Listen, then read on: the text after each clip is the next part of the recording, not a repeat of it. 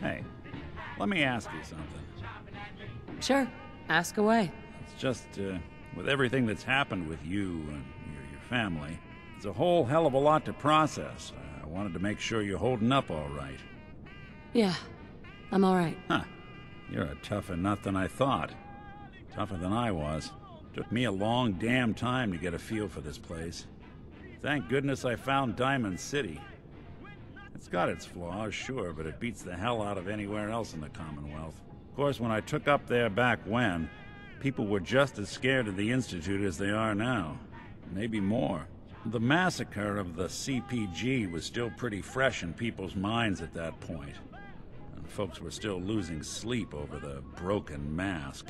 Plenty of people assumed I was just a saboteur, moving in to melt down the reactor or poison the drinking water. But at the time, they couldn't exactly turn me away. Why'd they let you in? Because I'd rescued the mayor's daughter. Gal of about 15. Pride and joy of the mayor back then. Man by the name of Henry Roberts. The young Miss Roberts decided she'd run off with some caravan hand she'd, known for an evening. Turns out the guy was part of a gang of kidnappers. I didn't even know who I was rescuing, just stumbled on a crying girl and 4 toughs.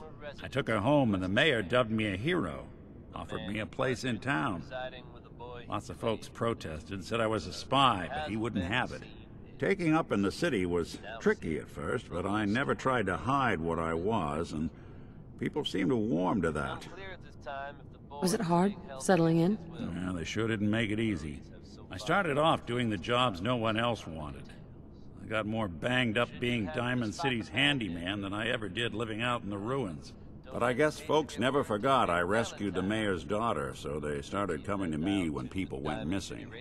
Wife runs off with a new paramour and takes the rent money with her. Talk to the Synth. An upset father decides moving him and the kids to Good Neighbor in the dead of night's not the worst damn idea since the bomb. Go get Nick. After a while, the jobs got so backed up, they didn't even ask me to do the handyman stuff anymore. Hell, I was so happy to do it, it was months before I started charging anyone. I never stopped being Nick the Synth, but it was Nick the Detective folks came to see. It was about then that things finally started feeling normal. It took me a long time to realize that home is where you make it. And with some time and effort, this place can be home for you, too. That's a long story, but I hope it helps. Want to get moving? I think we ought to talk. Is something the matter? You sound upset. What? Oh, no. We've just been traveling a while now, and I figure there hasn't exactly been equitable distribution of information. Gotten a decent glimpse into your dirty laundry, but you still don't really know a whole heck of a lot about me. I figured I'd offer to balance the board. So, is there anything you want to know? What's with the outfit? After I started the agency, it just seemed like the sort of thing a detective ought to wear. I got some old memories, pre-war. Faded to all heck of guys dressed like this, doing what I do. Putting on the hat and trench coat, I figured it'd let folks know I was serious about the whole thing. Clothes make the man and all that. Guess I felt they made me the man I wanted to be. So, who are you, Nick? That's a question I've been trying to figure out myself for a long damn time. I know I'm a synth, authentic Institute handiwork, but I'm still mechanical, not bioengineered like the fancy synths giving everyone the willies these days. I get tune-ups now instead of checkups. But my memories, my personality, they're all lifted from some cop who volunteered for an experiment back before the war. They scanned his brain and copied it onto the hardware that runs between my ears. Don't know why they chose to make a robot based on some pre-war cop instead of a math genius or a bioengineer. Hey, maybe that's why the Institute tossed me in the garbage instead of turning me into one of their people snatchers. That's terrible. They really just threw you away? Sure did. It was quite the rude awakening. I remember waking up one day in a garbage heap, a body in tatters and a head full of memories belonging to a man who'd been dead for 200 years. Suffice to say, it was a confusing couple of weeks. Folks didn't really know much about synths back then, so when I finally ran into people, they mostly treated me with caution rather than hostility. But the kids, they weren't afraid. I think his name was Jim.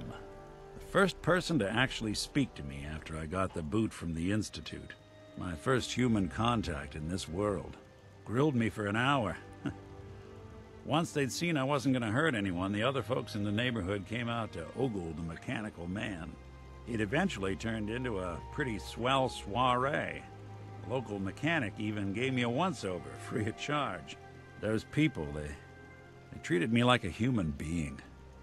I've been trying to return the favor ever since. It's a surprisingly rare trait out here sometimes. And something I've noticed you got a fondness for. Part of the reason I've stuck around this long. If you're good to people, they'll be good back. That's something I've always believed. Couldn't agree more. Well, I expect you're about as bored as can be listening to me rattle my skeletons. You should probably head out. Zach? Not if I have my say. Of course, Nick. What's up? I wouldn't normally bother you with this sort of thing, but, well, I know I can trust you at this point. For as long as I can remember, I've been getting these, flashes. Memories of places I've never been. Things I've never seen. Memories of Nicks. They're not bad, they're just this inescapable reminder that I'm not the person I think I am. That I'm not a person at all. I'm just a machine, pretending to be human. You think, you feel. You're more than pretending, Nick. Nice of you to say, but your kind don't usually have to deal with someone else's whole life, trapped inside their skulls. Don't get me wrong, I know I'm in Nick's debt. These memories, they've kept me alive. Nick was a hell of a cop. A guy with good instincts and a good heart. I always counted myself lucky they didn't load me up with some ex-con, or whatever type might volunteer to let folks tinker with their gray matter. But it's thanks to Nick that I pass for human. Why I get to live cushy in Diamond City, and every other synth is shot on sight. I know I got it good, but my entire life I owe to Nick. Everything that makes me who I am. My judgment, my speech, hell, even my name. They're his. And I can't do a damn thing about it, because without them, I'm nothing. A shell. All I want is a life where I have something I can call my own. You've already built a life for yourself, Nick. You got the agency, a home, friends. Yeah, I mean, you're not wrong. You know, I'm just gonna need some time to think on this. I appreciate you hearing me out. You're a real good friend.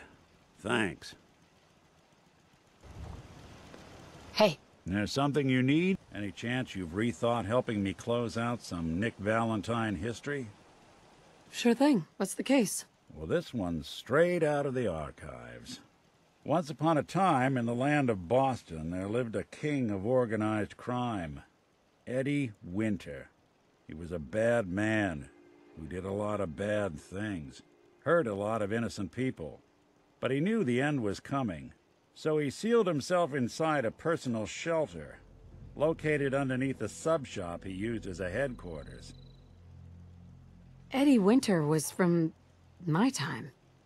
Real scumbag. The story gets even more twisted. The arrogant bastard wanted to cheat death, live forever, so he could come out of that shelter someday into this brave new world. Sound familiar? Only Eddie didn't want to be a frozen banana. No cryo sleep for him, no.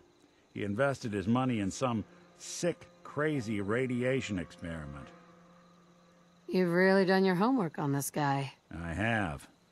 And I uncovered a doozy. Eddie Winter went and turned himself into a ghoul, 200 years before it was fashionable. Hell, he was probably the first one. And I'm convinced that he's still locked inside that shelter. Safe and sound. Ready to come out and begin his evil reign all over again. I'm gonna find him and kill him, so that never happens. You in? All right, Nick. Let's get the bad guy. Good. Now, I know where Winter's vault is, but the door is sealed with a complex numerical code. Lucky for us, Winter's arrogance knew no bounds. Back in the day, he recorded 10 holotapes, incriminating different criminal associates. On each one, he hit a single number. We find all of those holotapes, we get all the numbers. We get all the numbers, we get the code. And then we get Winter. I've been putting together a file on this one for a while now. There's a pair of holotapes in here worth listening to, including one of Winter's that I managed to snatch from the Cambridge Police Evidence lockup before getting swarmed by ferals. My gut tells me the Boston Police Evidence terminals are the key to cracking this one. It's probably worth paying a visit to any of the departments you might have stumbled across. Hey. What's the plan? Nick. So, you got something for me? Maybe a pocket full of tapes belonging to an old ghoul? Finally got them all. Here. No fooling. Wow. That's some real solid detective work.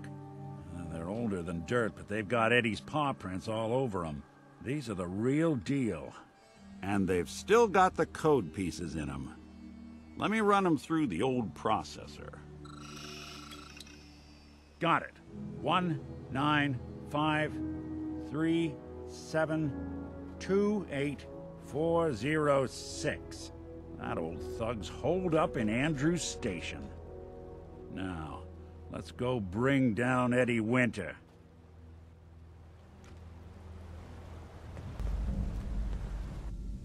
That filthy toad's right on the other side of that door. Why don't you do the honor? Sure. 19537284006. The fuck?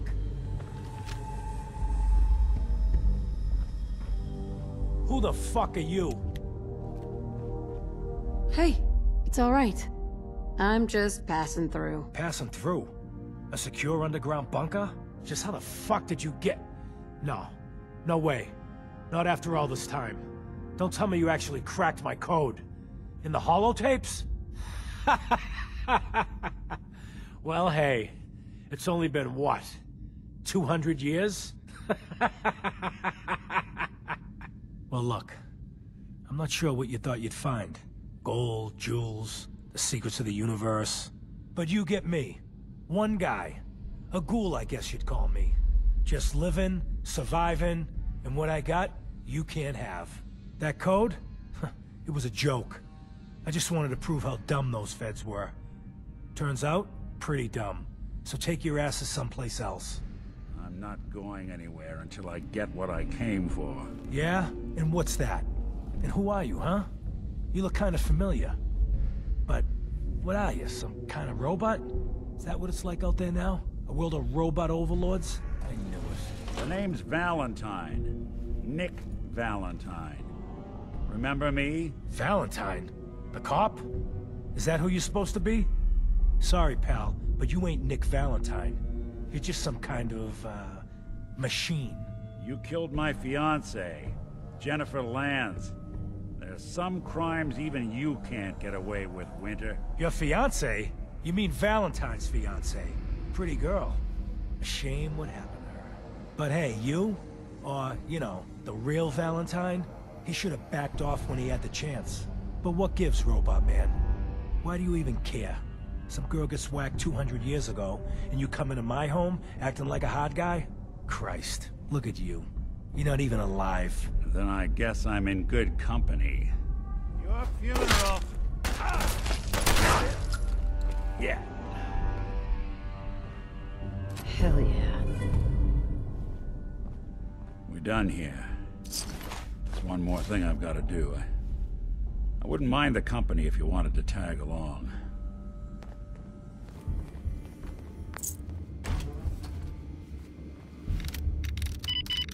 Sweet.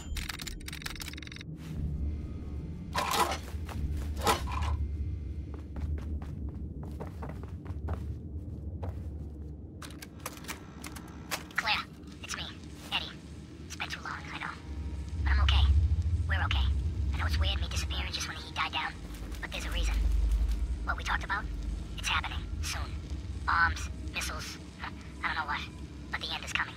I can't even tell you how much I paid my cloak and dagger friend for this info. So I guess me building that shelter was a smart idea after all, huh? But look, baby, there is one more thing. The reason I haven't been around for a while. You know those idiot brothers that wicked shipping? The ones smuggling the radioactive material? I put the screws to them. Got some of the stuff. I've been working with this doctor in East Boston. Guy's a fucking genius. Listen, I know it sounds crazy, but he had this theory. The right kind of radiation exposure, at the right amounts, it can change human cells. Mutate them. Maybe. We can live forever.